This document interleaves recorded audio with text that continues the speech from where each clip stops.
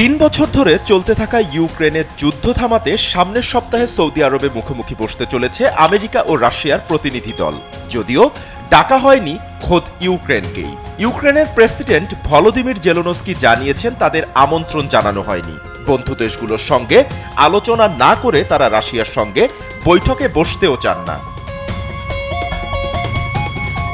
Zelensky আরও দাবি করেছেন, যুদ্ধক্ষেত্রে এত প্রাণহানির পরেও রুশ প্রেসিডেন্ট ভ্লাদিমির পুতিন ১.৫ লক্ষ সেনা নিয়োগ করেছেন বাহিনীতে, যা ইউরোপের বহু দেশের সেনাবহরের থেকেও বেশি।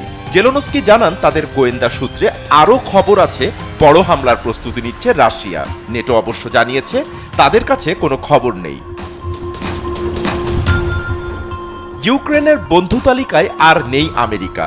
এর আগে আমেরিকাকে দেশের মূল্যবান ধাতুর খনি ব্যবহার করতে দেওয়ার প্রস্তাব দিয়েছিল কিয়েভ, কিন্তু বর্তমান পরিস্থিতিতে বেঁকে বসেছেন জেলেনস্কি। তার কথায় ওই চুক্তির কোনো অর্থ নেই, ওরা আমাদের জন্য কিছুই করছে না। বিনিয়োগ তখনই সম্ভব যদি নিরাপত্তার নিশ্চয়তা থাকে। বরং আমেরিকাকে বাদ দিয়ে ইউরোপীয় বাহিনী তৈরির ডাক দিয়েছেন জেলেনস্কি। বাপ্পি খান, এসএ টিভি ডিজিটাল।